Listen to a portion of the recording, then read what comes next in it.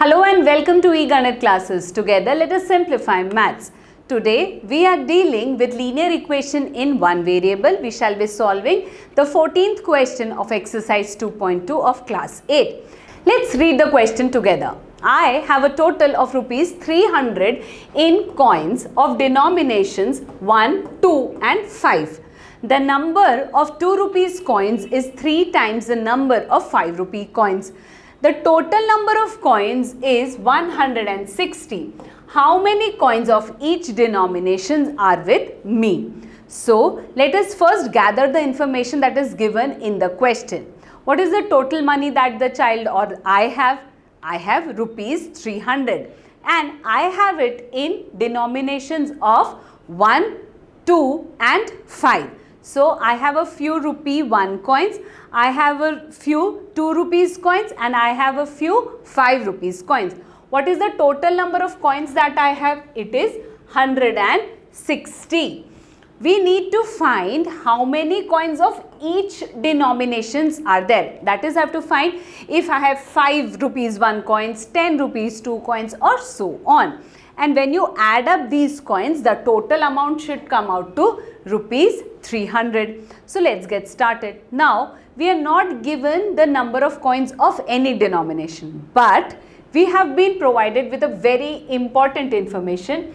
Number of rupees 2 coins is 3 times the number of 5 rupees coins. So, I can take any one of them as x. What do you think should be considered as x? Here, the number of rupees 2 coins is 3 times the number of 5 coins. So, let me take the number of 5 rupees coins as x.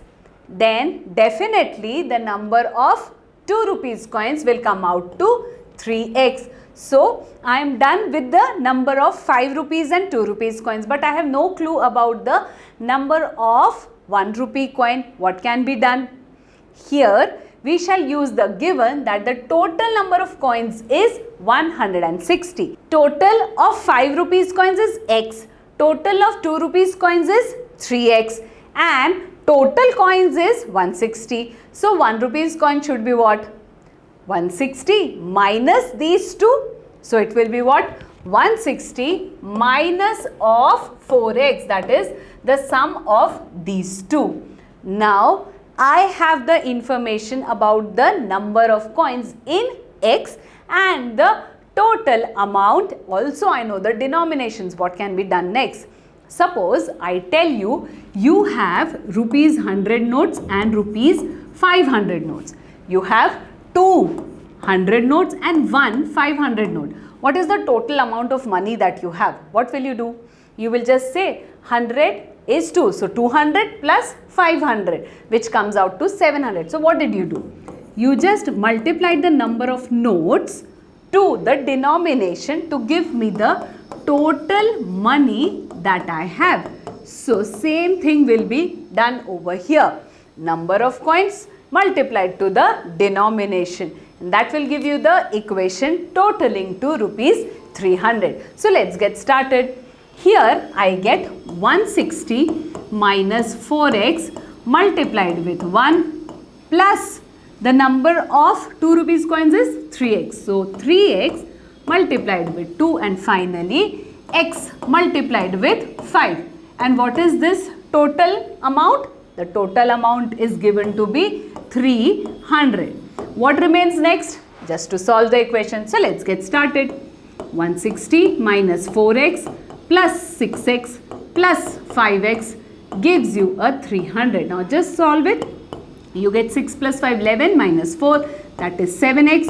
160 is transposed from LHS to RHS. We get 300 minus 160, that comes out to 140, and therefore x comes out to 20, that is 140 divided by 7.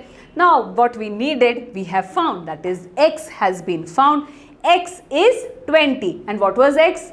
The number of rupees 5 coins. So, 25 rupee coins were there, 62 rupee coins were there, and thus what do we get? 160 minus of 80, that is 81 rupee coins are there. Now, Remember not to leave the question after finding x. Many of you get very happy after finding the value of unknown. But remember, in the question you were asked to find the number of coins of each denominations. So definitely do that.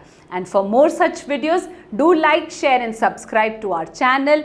And to learn maths in a more fun and interactive way, do visit our website eganeet.com.